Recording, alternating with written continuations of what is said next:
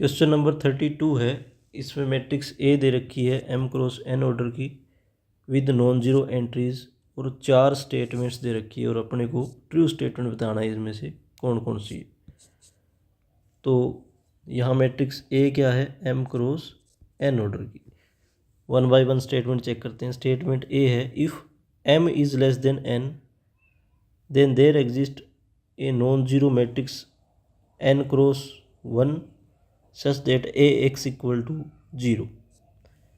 तो यहाँ m is less than n दे रखा है, तो m को मान लो 2 लेस देन होता है 3 से, तो m को 2 n को 3, तो a कोई 2 क्रॉस 3 ऑर्डर की मैट्रिक्स अगर लिखें आप तो किस टाइप की आएगी, जैसे 1 2 3 4 5 6 इस टाइप की कोई मैट्रिक्स आएगी। और इसके साथ अगर x मल्टीप्लाई होगा तो उसका ऑर्डर n क्रॉस 1 होगा, तो यहाँ x y z होगा equal to 0।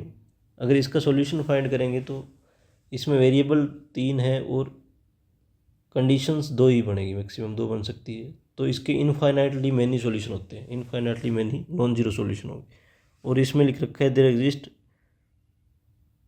Exist a non zero solution. यहाँ तो इनफाइनाइट में नहीं होगी तो एक तो होना ही है, तो मतलब ऑप्शन ए तो यहाँ से करेक्ट हो गया, ये स्टेटमेंट सही होगी। ये ए ऑप्शन के लिए था।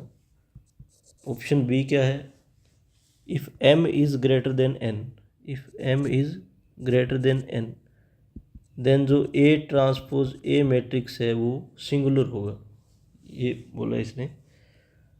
तो सिंगुलर चेक करने के लिए यहाँ पे जो मैट्रिक्स A है उसका ऑर्डर क्या है, m क्रॉस n, और A ट्रांसपोज होगा उसका ऑर्डर क्या होगा फिर n क्रॉस m होगा। A transpose into A transpose into A, इसका ऑर्डर क्या होगा, A transpose n cross n। A transpose into A का ऑर्डर क्या होगा, n क्रॉस n। और इसकी अगर रैंक फाइंड करें, rank of A transpose A,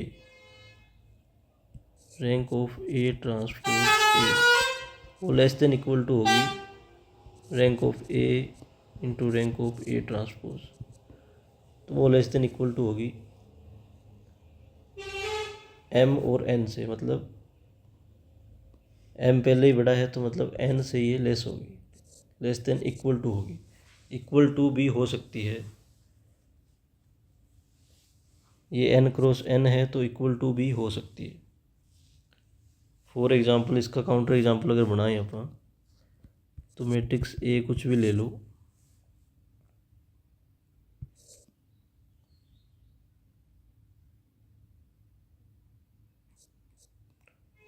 matrix A ऐसी लो जिसमें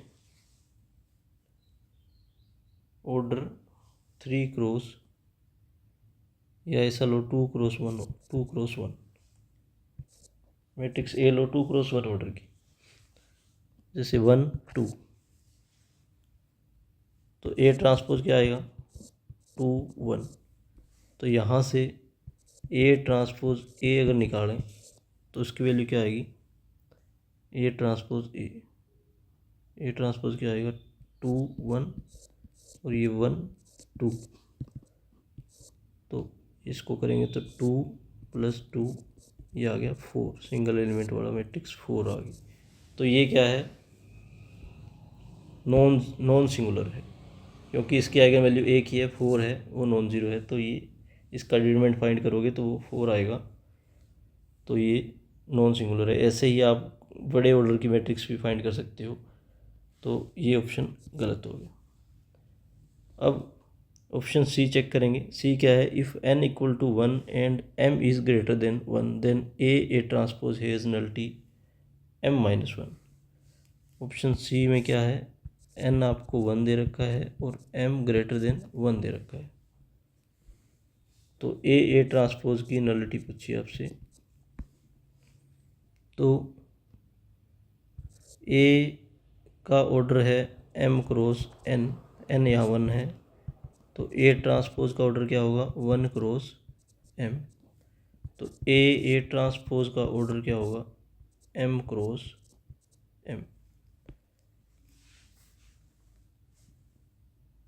और इसकी अगर रैंक निकालेंगे, रैंक ऑफ ए ट्रांसपोज, तो लेस देन इक्वल टू क्या आएगी, रैंक ऑफ ए ट्रांसपोज।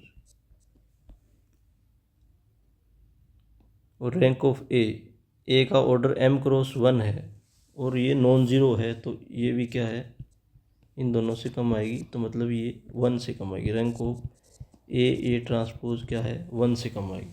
और ये नॉन ज़ीरो है तो ग्रेटर देन इक्वल टू 1 भी आएगा, क्योंकि ए मैट्रिक्स नॉन ज़ीरो दे रखा है। तो रैंक ऑफ ए ट्रांसपोज अपने पास 1 आ गया। और ए ट्रांसपोज का ऑर्डर क्या है, ए ट्रांसपोज का ऑर्डर है m क्रॉस m और इसकी रैंक क्या है, 1। तो इसकी नलिटी क्या होती है, नलिटी ऑफ ए ट्रांसपोज, कोई भी मैट्रिक्स है उसकी नलिटी होती है column minus rank.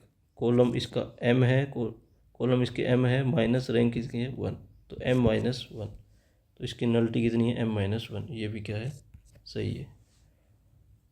Option D क्या है, if there exist a m cross n matrix m, if there exists a m cross n matrix B such that AB equal to Im and identity matrix of order m, and n cross m matrix C such that CA equal to identity matrix In, then m equal to n।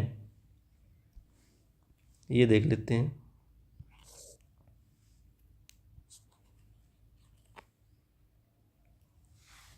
क्या दिया है, matrix A का order तो अपने को पता है क्या होता है, m, क्या दिया है, m क्रॉस n। यहाँ जो ए बी है वो दे रखा है IM के बराबर, identity matrix of order m, और CA है वो दे रखा है आइडेंटिटी मैट्रिक्स ऑफ IM। इसमें दे रखा है कि m इक्वल टू n होगा, तो लेट कर लेते हैं n है वो लेस देन m है।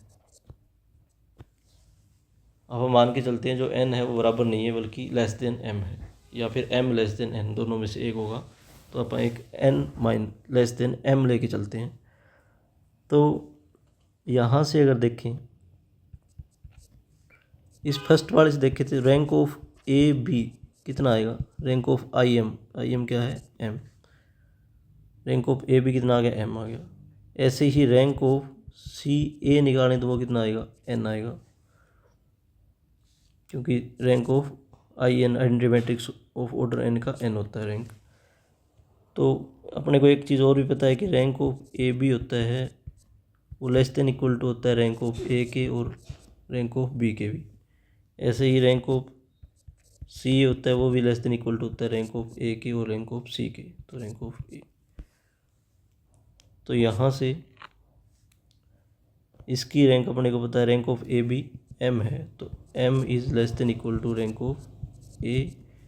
ऐसे ही CA की n है तो n is less than equal to rank of A। और जो A है उसका ऑर्डर m क्रॉस n है,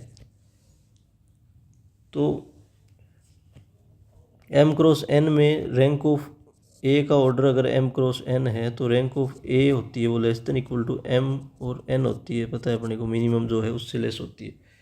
और यहाँ n लेस है m से, मतलब रैंक ऑफ A n से कम होगी, rank of A less than equal to n होगी, यहाँ भी rank of A less than equal to n होगी। तो इसमें तो कोई दिक्कत नहीं है। अगर ये देखें लेस देन, और n क्या है अपने को m से कम दे रखा है, n is less then m, n is less then m दे रखा है। तो यहाँ से ये लिखा है m से बड़ी है रैंक ऑफ A और स्ट्रिक्टली लेस है m से, तो ये तो कॉन्ट्राडिक्शन आ गई। ये कह रहा है m से बड़ी है और ये कह रहा है m से स्ट्रिक्टली लेस है, तो कॉन्ट्राडिक्शन आ गई, मतलब n is less then m नहीं हो सकता। ऐसे ही आप चेक करोगे तो m is less than n भी नहीं हो सकता, ये भी कॉन्ट्राडिक्शन आएगी सेम तरीके से। तो जो ऑप्शन डी है वो भी रॉन्ग है। तो इसका आंसर है ऑप्शन ए और सी, ऑप्शन ए और ऑप्शन सी।